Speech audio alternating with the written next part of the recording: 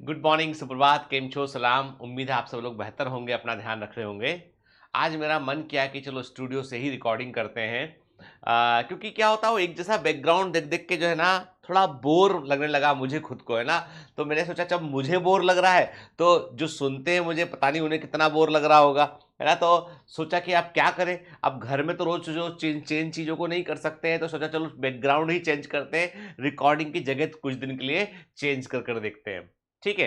और आपको बताऊं मैं, सबसे बड़ी चीज क्या होती है, सबसे बड़ी चीज होती है कई बार कि हम, है ना, कोई चीज कुछ हम डिसाइड करते हैं कि हमें कुछ करना है, कुछ अचीव करना है हमें, ठीक है। और उस अचीव करने के लिए हम जो है वो कोशिश करते हैं, लेकिन कई बार हमारे मन में बहुत डिप्रेसिंग थॉट आते हैं। कई बार लगता है कि हम उसे हासिल नहीं कर पाएंगे। जैसे अभी हाल ही में मैं इंडिया और बांग्लादेश का मैच देखा था, वर्ल्ड कप में जो मैच था ना। तो मैं इंडिया बांग्लादेश का मैंने 19 ऑफ अक्टूबर को मैच था। कल परसों जो मैच था तो वो मैच मैंने देखा। तो उस मैच में मैंने जब ऐसी मैं इस वक्त बहुत बड़ा फैन हूं, मैं शुभमन गिल का जो है बड़ा फैन हूं मैं। गिल जबरदस्त खेलता है, ठीक है। मतलब वो लड़के ने, मतलब वो आप समझ लो कि शुभमन गिल जो है वो विराट कोहली, रोहित शर्मा, महेंद्र सिंह धोनी, सचिन तेंदुलकर, इनसे आगे निकलने वाला कोई व्यक्ति यदि मुझे मिला है इंडियन क्रिकेट टीम को तो वो है शुभमन गिल है। जबरदस्त शॉट, कभी आप देखो उसका स्टाइल देखो। मतलब मैं क्रिकेट का बहुत बड़ा फैन हूं, मतलब मैं आईपीएल ये फालतू के मैच नहीं देखता हूं मैं, लेकिन वर्ल्ड कप का कोई भी मैच नहीं छोड़ता, स्पेशली इंडिया वाला। ये बात अलग है कि मेरे पास समय नहीं था, इसलिए मैं किसी भी मैच में देखने के लिए स्टेडियम के अंदर नहीं गया, मैं टीवी पर देखता हूं मैं। और मैंने आज तक, मुझे ध्यान है 92 से लेके अब तक जितने भी वर्ल्ड कप हुए उसका हर मैच मैंने देखा हुआ है, इंडिया वाला हर एक मैच मैंने देखा हुआ है। तो मैं जिन प्लेयर से बहुत इंप्रेस हूँ, शुभमन गिल हुआ, जसप्रीत बुमराह हुआ, और कोहली तो है ही, खैर कोहली और रोहित शर्मा तो है ही जबरदस्त प्लेयर, है ना। तो अब मैं जो बात आपसे कह रहा कि शुभमन गिल है, उसका छोटा सा एक इंटरव्यू दिखाते हैं क्लिप, उसमें बोलता है वो कि मैं जब छोटा था तो मैं इंडियन क्रिकेट टीम के प्लेयर को खेलते हुए देखता था तो सोचता था कि कभी ऐसा वक्त भी आएगा कि मैं इनके साथ जाकर खेल पाऊंगा। मैं आपको बता दूं कि जो आपके अंदर से एक आवाज आती है ना, उस आवाज को कभी दबने मत देना। कई बार हमारे अंदर से कन्विक्शन, एक आवाज आती है कि हम भी ऐसा कर सकते हैं, काश हम भी ऐसा करते, और वो आवाज अंदर से आपको हिला देती है। वो आवाज डिवाइन वॉइस होती है वो। और हमारे सबके जीवन में एवरेज लाइफ क्यों गुजरती है, क्योंकि हम क्या करते हैं, हम अपनी अंतरात्मा की आवाज को नहीं सुनते। हम उसके लिए कुछ एफर्ट नहीं करते हम। चाहे वो, मैं कहता हूं, यदि आपको लगता है ना कि आप बहुत अच्छे डॉक्टर बन सकते हैं, आप अच्छे इंजीनियर बन सकते हैं, तो आप सच में उस कन्विक्शन से पढ़िए। आप जो दूसरा अचीव कर सकता है वो आप भी अचीव कर सकते हैं। महानता इस बात में नहीं है कि आप किसी मेडिकल कॉलेज में पहुंच गए या किसी इंजीनियरिंग कॉलेज में पहुंच गए, वो महानता नहीं है। या किसी नौकरी को अचीव कर लिया, वो ही महानता नहीं है। वहां पहुंचकर क्या परफॉर्म किया आपने, वो इंपॉर्टेंट चीज है। कहीं पहुंचकर परफॉर्म करना और उस स्केल को ऊपर बढ़ा देना, उस मानदंड को ऊपर स्थापित कर देना, ये इंपॉर्टेंट चीज है। मैंने आपके लिए जो है वो कुछ लाइनें लिखी हैं आपके लिए मैंने।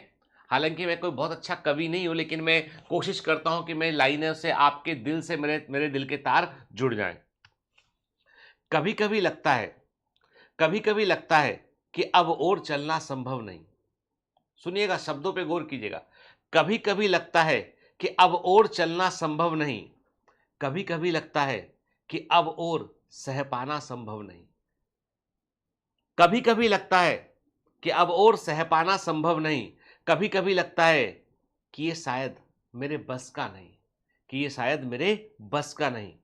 जैसे ही आशा का दीपक, जैसे ही आशा का दीपक मंद पड़ने लगता है, जैसे ही आशा का दीपक मंद पड़ने लगता है, तभी अंदर से एक आवाज आती है, तभी अंदर से एक आवाज आती है कि तू नहीं तो बता और कौन, कि तू नहीं तो बता और कौन, जवाब दे क्यों खड़ा है मौन।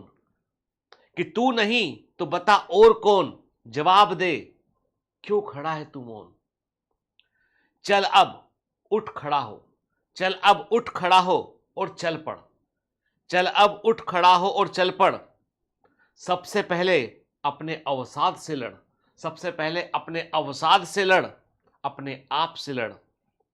याद रख, ये तेरे सपने सिर्फ सपने नहीं हैं। याद रख, ये तेरे सपने सिर्फ सपने नहीं हैं। ये बदलाव की शुरुआत है, ये बदलाव की शुरुआत है। और यकीन मान, बदलेंगे तेरे हालात जो आज है, बदलेंगे तेरे हालात जो आज है, बस चलता चल और याद रख, वक्त या तो गुजर जाता है या फिर बदल जाता है, वक्त या तो गुजर जाता है या फिर बदल जाता है। हमें हमारी सबसे बड़ी लड़ाई अपने आप से होती है, अपने अंदर से होती है।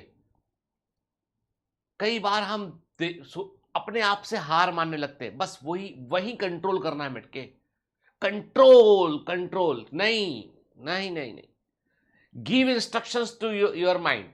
मैं अभी हाल ही में neural control and coordination chapter पढ़ा रहा था, तो मैंने बच्चों को बताया कि हमारे 90% से अधिक फैसले हमारे जो होते हैं ना, वो सबकॉन्शियस माइंड उसमें इन्वॉल्व होता है। जो भी आप जिंदगी में डिसाइड करोगे उसमें आपका सबकॉन्शियस माइंड इन्वॉल्व होता है। सबकॉन्शियस माइंड अंधा होता है, देख नहीं सकता, बहरा होता है, सुन नहीं सकता है, तो उसको फीडिंग करता है कौन? Conscious mind. हमारा कॉन्शियस माइंड सब कॉन्शियस माइंड को फीडिंग करता है, बतलाता है कि भैया ऐसा चल रहा है और इसमें ऐसा होता है, तो सबकॉन्शियस माइंड उसको सच मान लेता है। सबकॉन्शियस माइंड झूठ नहीं बोलता है, वो सच ही मानता है। उसके पास में जो क्षमता है वो ये कि उसको लगता है सब चीज सच है।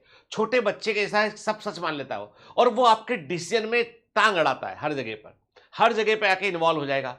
इसीलिए जो बड़े लोग होते हैं ना, वो अपने आप से भी झूठ बोलते हैं कई बार।